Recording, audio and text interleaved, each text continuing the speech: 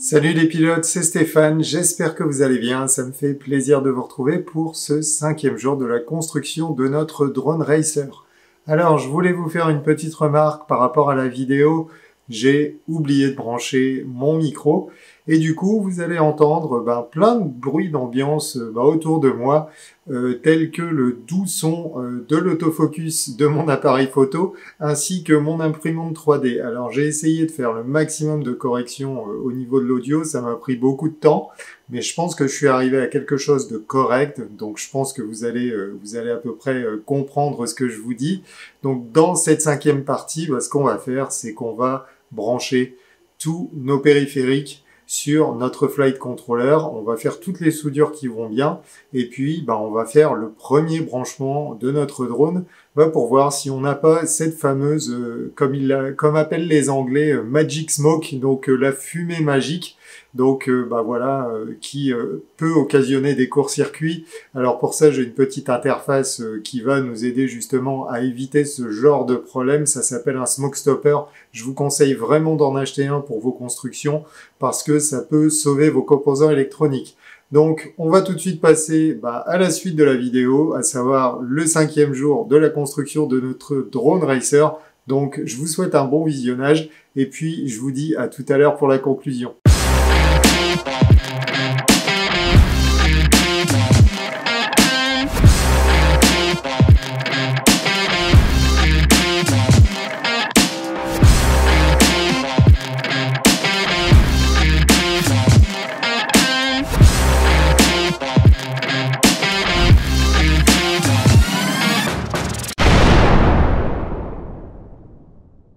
Alors avant de commencer cette vidéo, je voulais répondre à quelques questions qu'on m'avait posées sur le placement des câbles et puis sur l'utilisation de freins filets. Alors, on m'a dit, Steph, si tu places tes câbles comme ça, ils vont être coupés à coup sûr dès que tu vas avoir un choc avec une gate ou autre chose. Alors, moi, ce que je me suis dit, et puis forcément, ça m'a mis un peu le doute. J'ai regardé d'autres vidéos, j'ai regardé des photos de construction de drones. Et pour rien vous cacher, je m'étais appuyé effectivement sur quelques autres youtubeurs, alors étrangers, qui construisaient leurs drones. Et ce qu'ils expliquaient, et j'étais assez d'accord avec eux, c'est que si vous aviez donc un prop strike, donc un choc d'hélice avec le châssis, le fait de mettre les fils comme ça, si les hélices tournent dans ce sens-là, en fait, si l'hélice se casse ou qu'elle se tord et qu'elle vient rentrer en contact avec le châssis, par exemple celle-ci, vu qu'elle tourne dans ce sens-là, moi j'ai mis mes fils donc vers l'arrière, justement pour que les fils soient pas abîmés.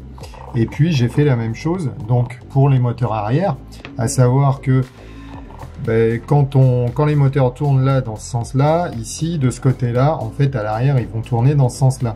Donc c'est la même chose. S'il y a un prop strike, en fait les moteurs, les hélices vont aller toucher le châssis, mais vont aller toucher cette partie du châssis. Et là, en fait, les fils, c'est pareil, ils sont protégés malgré tout. Donc après, je sais pas si c'est une super idée. Je pense que les gens qui m'ont posé la question pensaient à de la gaine thermorétractable. Alors effectivement, c'est ce que j'utilise dans certains de mes builds, mais j'ai vu aussi que énormément de gens utilisaient pas forcément de gaine thermorétractable, et puis je voulais que cette construction reste la plus simple possible. C'est pour ça que j'ai fait comme ça. Et puis, deuxième question aussi, on m'a dit, écoute Steph, mets de la Loctite sur tes vis parce que sinon elles risquent de se dévisser. Alors, moi, ça c'est par rapport à mon expérience. Au départ, j'utilisais de la Loctite et puis sur un de mes drones, en fait, une fois, il a un petit peu touché le béton, un peu fort au niveau des moteurs, et ça a quasiment effacé la tête de la vis, ce qui fait que j'arrivais même plus à rentrer une clé Allen pour pouvoir le dévisser. Et vu qu'il y avait de la Loctite, et j'utilisais pas pourtant de la Loctite forte, j'utilisais de la Loctite moyenne, mais vu qu'il y avait de la Loctite, j'ai eu un mal fou à l'enlever. Et finalement, ma politique aujourd'hui, après chacun fait comme il veut, bien sûr, mais ma politique aujourd'hui, c'est que je préfère vérifier les serrages de mes vis à chaque session, voire parfois à chaque vol. Après un crash, en général, je vais regarder si mes vis sont toujours bien serrées, et puis pas mettre de Loctite. En fait, voilà, c'est plus comme ça que je fonctionne. Mais bien sûr, si vous voulez mettre de la Loctite, n'hésitez pas à le faire. Oui, c'est un gage de sécurité puisque vos vis vont rester bien en place puisqu'elles seront comme collées, surtout au niveau des moteurs puisque c'est là que vous avez quand même pas mal de vibrations. Donc maintenant qu'on en a fini avec notre SC, on va pouvoir passer au flight controller. Mais si vous vous rappelez bien, on avait enlevé cette petite feuille justement qui permettait d'éviter les interférences entre le SC et le flight controller. Et j'ai vu qu'à certains endroits, il y avait des grandes, en fait, des prises de masse. Donc ce que j'ai fait, c'est que j'ai soudé un fil, donc qu'on va relier à une masse sur le flight controller. Je pense que c'est important justement pour éviter ces interférences. Donc là, j'ai juste pris un fil assez fin que j'ai soudé. Alors il faut aller assez vite parce que c'est une feuille de plastique, mais ça se fait relativement bien. Et puis ensuite on va juste la repositionner donc à sa place. Alors le fil, je l'ai laissé, j'ai mis une longueur assez grande, mais après on va le recouper à la bonne longueur justement pour pouvoir le réinstaller sur l'AFC sans problème. Donc là on va repositionner le flight controller par-dessus, donc sans oublier effectivement l'orientation. La prise on pourra la brancher à la fin, ça c'est pas un souci.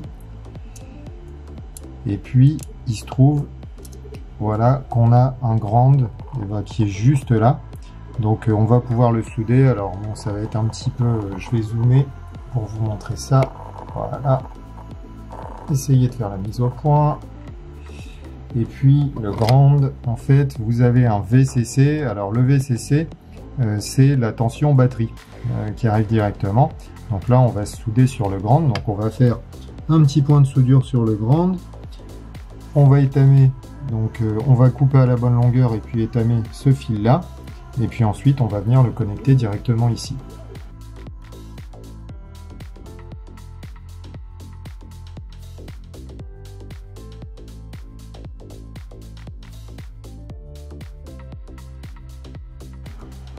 Alors maintenant on a les trois éléments qu'on va venir connecter à notre flight controller, donc la caméra, le VTX et puis notre récepteur FrSky RxSR. Alors il va falloir les préparer parce que en fait en général ils vous les livrent complets pour que vous puissiez les utiliser de toutes les façons possibles. Donc vous avez énormément de câbles qui sont à votre disposition, mais pour notre construction par exemple on va pas avoir besoin de tous les câbles. Alors pour le RxSR, on va avoir besoin de 4 câbles au total. Alors comme je vous l'avais dit au début, je vous ai fait un correctif parce qu'au départ je vous avais parlé d'uniquement 3 câbles.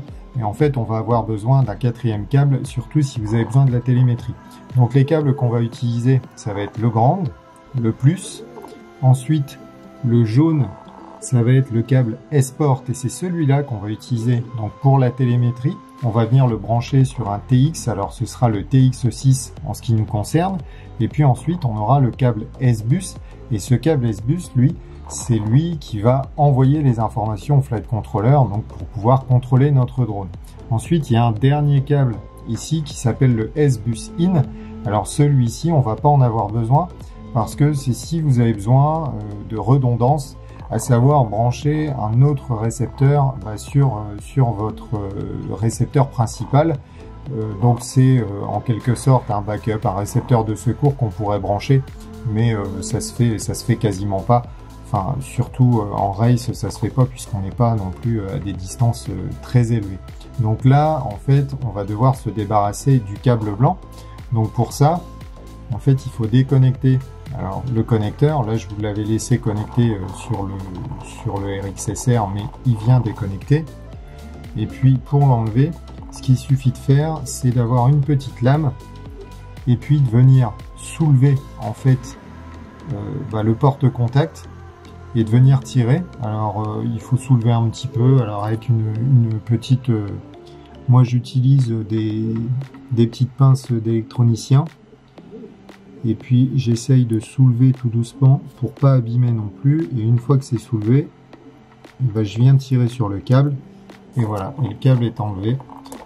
Donc voilà, donc là notre RxSR, il est prêt à l'utilisation pour le câblage. Donc là, on va pouvoir le rebrancher. Alors vérifiez bien aussi parce qu'il y a toujours un sens. Il ne faut pas aller casser les pins qui sont à l'intérieur ou les tordre. Donc vous le rebranchez et puis on va le mettre de côté. Ensuite, pour notre VTX, donc là le Ishin TX805, au niveau des contacts, donc on a le Smart Audio, donc lui on va le garder, c'est le fil vert.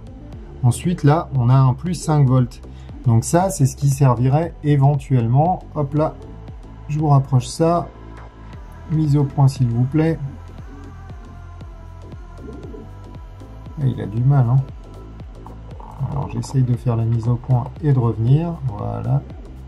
Ok, ça devrait être bon.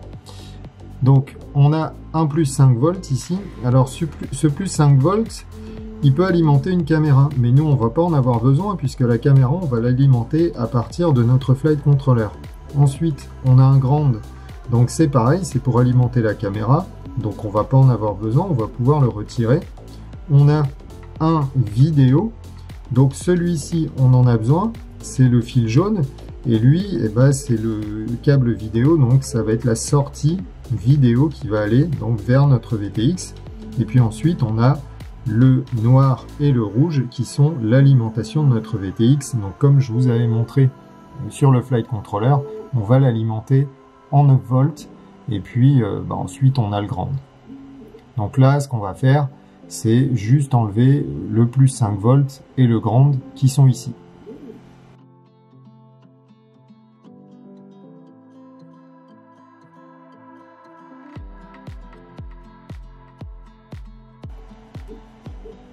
Alors si vous avez du mal à les retirer, c'est normal, c'est parce qu'il y a une petite couche de protection qui a été mise. Donc bon, j'ai passé ça à l'accéléré, mais quelquefois, ce qui est bien à faire pour pouvoir enlever un fil, bizarrement, rajouter de la soudure, ça aide à pouvoir enlever le fil. Donc là, sur le grand, comme j'avais du mal à tirer dessus, j'ai rajouté un petit peu de soudure.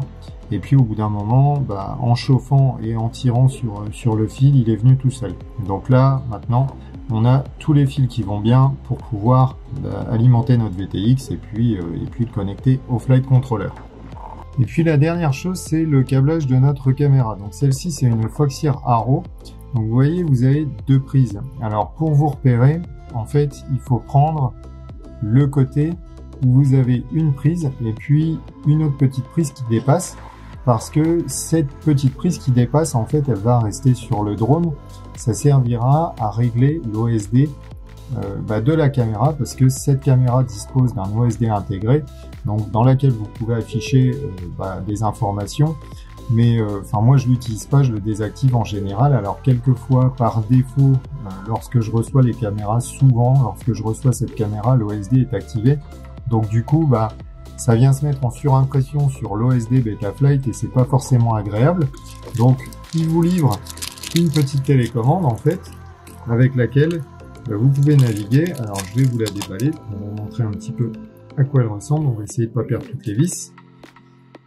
Voilà, vous avez cette petite télécommande là, et puis cette télécommande là, vous allez la brancher directement donc sur le drone. Alors moi je l'utiliserai qu'une fois, mais je préfère finalement garder le câblage d'origine au cas où je voudrais l'utiliser par la suite sur d'autres caméras. Ça reste plus pratique quand même. Donc au niveau des connexions, c'est pareil. Ici on va avoir le plus, le moins. On va avoir donc le moins aussi de la télécommande et puis la transmission de données de la télécommande qui est le fil blanc. Et puis ensuite on va avoir le fil jaune, donc qui est notre signal vidéo. Et ensuite il reste un fil violet. Alors si vous regardez sur la caméra directement, en fait il s'appelle VSEN, VSEN. Mais celui-là, on va pas s'en servir. Donc c'est pareil, on utilise la même procédure que tout à l'heure, à savoir une petite pince. Et puis on va se débarrasser tout doucement de ce petit câble violet qui va pas nous servir dans le cadre de notre construction. Donc encore une fois, on essaye d'être précautionneux on soulève. Là c'est très petit, donc je ne sais pas si ma caméra est capable de faire la mise au point. Une fois que c'est soulevé, on tire, et voilà, et il s'en va. Et puis après, donc vous allez vous retrouver donc quand même avec un câble qui est assez long. Donc là, ce qu'on va faire dans un premier temps, c'est qu'on va le couper à quasiment un petit peu moins de la moitié de sa longueur, et puis on réajustera après. Alors vos câbles, les coupez pas non plus super courts, pile poil pour la construction de votre drone. Je vous montrerai comment les raccourcir. Il y a une petite technique qui est toute simple. Parce que dans l'éventualité où vous voudriez réutiliser ce matériel pour la construction d'un autre drone, il se pourrait que sur l'autre drone, par exemple, la caméra soit plus loin du flight controller et ce serait dommage de manquer de quelques centimètres pour pouvoir rebrancher votre caméra sur un nouveau câble. Donc là, en gros, je vais couper à peu près à cette longueur-là, donc ça fait 7 cm à peu près. Donc on met un coup de pince coupant sur tout. On coupe. Et là, on a donc le bon côté qu'on va pouvoir brancher sur notre caméra directement. Alors, je regarde si je suis dans le bon sens. Oui. Normalement, ça devrait. Je dis bien ça devrait. Hein. Quelquefois les prises sont un poil durs.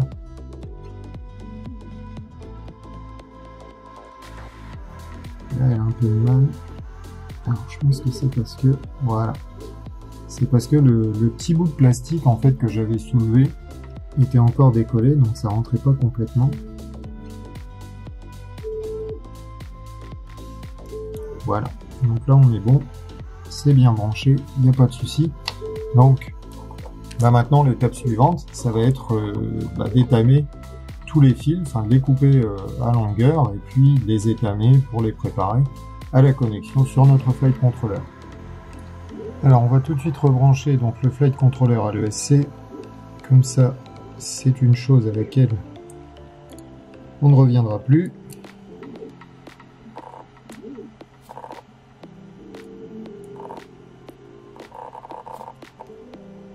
Voilà, c'est bien installé. Et puis pour la caméra, je pense que le mieux là, c'est d'installer tout de suite la caméra directement dans son logement. Et puis ensuite, procéder à son branchement. Donc on va monter la caméra directement dans son logement.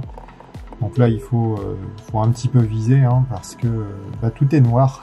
Donc c'est pas facile de voir forcément les trous pour les vis. Donc, je vais essayer de faire au mieux.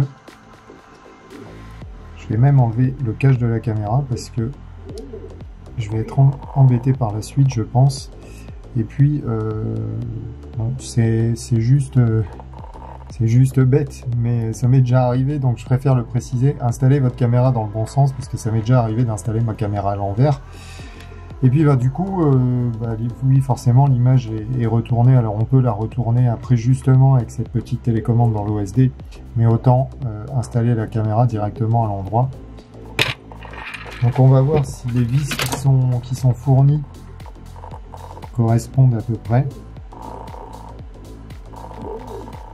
Là je vous avouerai qu'avec même une super lumière, j'ai du mal à voir où je vais.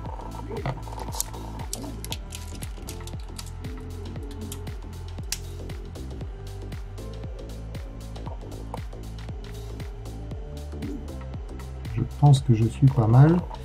Donc il y a des vis qui sont fournies directement avec la caméra.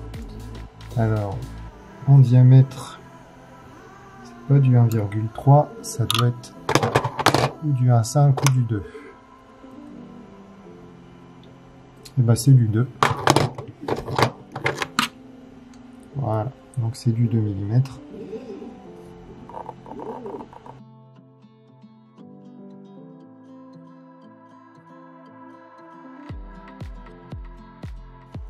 La caméra est bien installée.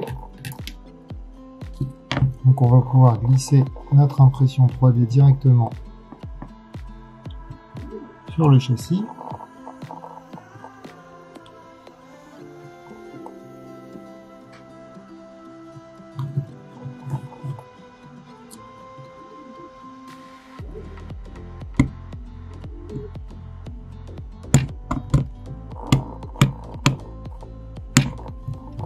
Ça va pas se barrer, non, je vous le dis.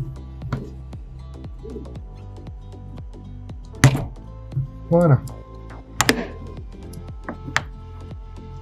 Là, c'est bien en place. Il n'y a pas de problème.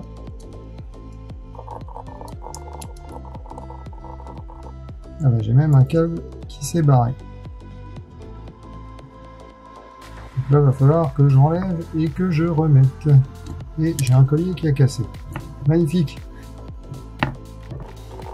Alors ce que j'ai fait pour avoir un peu plus de place, c'est que finalement j'ai démonté le support de caméra donc avec les stand-off.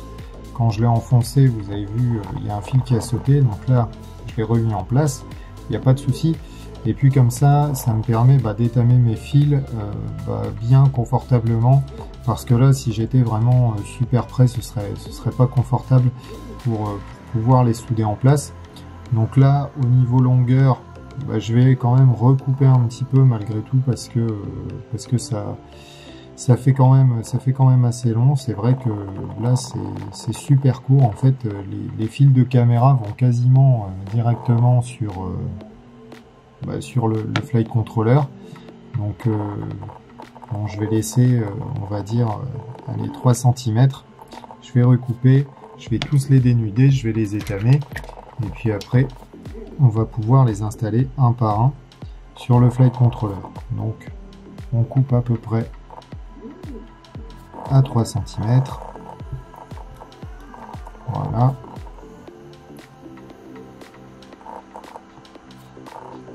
On va les dénuder.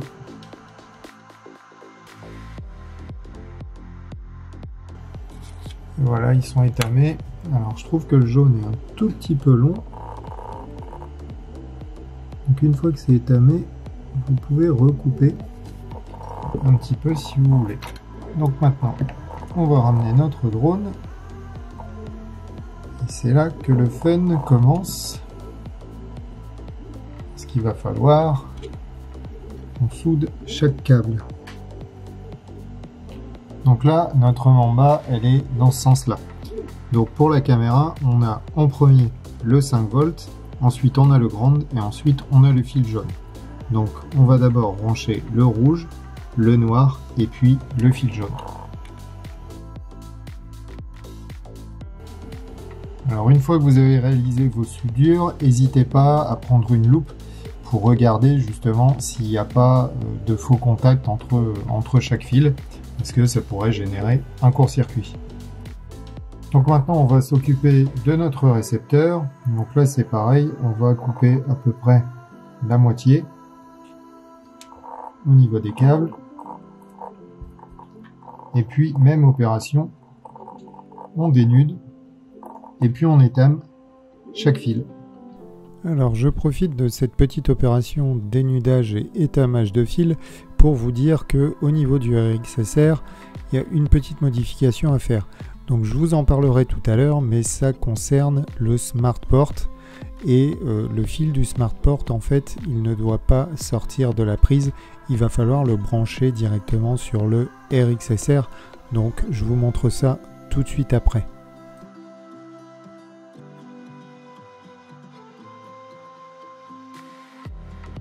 Et pour la télémétrie de notre récepteur FrSky, il va falloir qu'on se trouve un port UART qui est libre. Dans ce cas-là, on va utiliser l'UART 6 et plus particulièrement le TX6. Donc je vais étamer la borne TX6.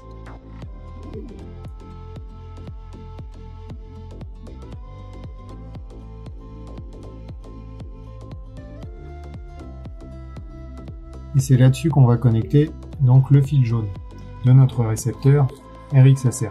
Donc la même chose, on va brancher le 5 volts, la masse, le S-Bus et puis le TX6.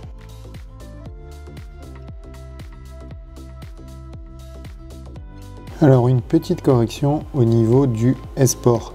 Le S-Port, il ne faut pas qu'il sorte de la prise et qu'il soit directement branché sur le TX6 parce que c'est un port qui est inversé. Et sur les cartes de génération F4, vous avez 3 générations pour l'instant, vous avez les F3, la F4 et la F7. Et en général, sur les F7, vous n'avez qu'un seul port qui est inversé. Et dans ce cas-là, c'est le S-Bus. Donc il va falloir qu'on branche notre S-Port sur le RxSR. Et sur le RxSR, ils ont fait les choses correctement, puisque je vais vous mettre un petit schéma. Ils ont mis donc le Smart Port, en fait ils ont mis une petite connexion en fait qui n'est pas inversée. Donc le schéma parlera de lui-même. Alors c'est une toute petite soudure à faire, il faut être assez précautionneux, mais bon, je suis sûr que vous allez y arriver, il n'y a pas de souci. Je vais vous montrer sur le schéma, ce sera plus simple. On va faire la soudure et en fait, en gros, donc ce S-Port, il va aller se brancher directement sur le TX6.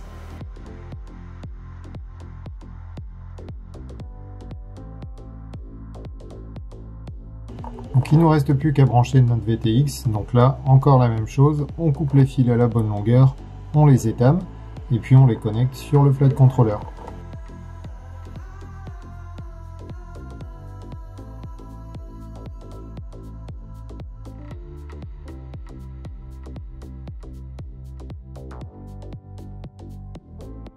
Maintenant que toutes les soudures sont effectuées, on va pouvoir remettre les écrous de fixation du flight controller.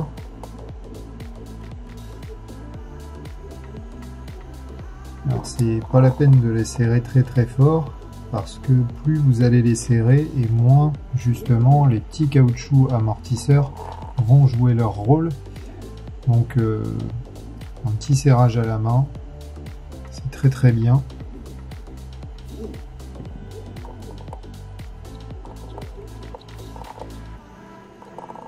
Et puis une fois que tout ça sera en place, on va pouvoir brancher pour la première fois notre drone et puis voir un petit peu si déjà tout s'allume correctement. Et si on n'a pas la fameuse fumée magique qu'on peut avoir de temps en temps parce qu'on aurait raté une soudure. N'oubliez pas de vérifier vos soudures à la loupe pour voir s'il n'y a pas de faux contacts. Et puis ce qu'on va faire aussi, c'est qu'on va utiliser un smoke stopper. Donc c'est une petite pièce alors que vous trouvez dans des shops de FPV.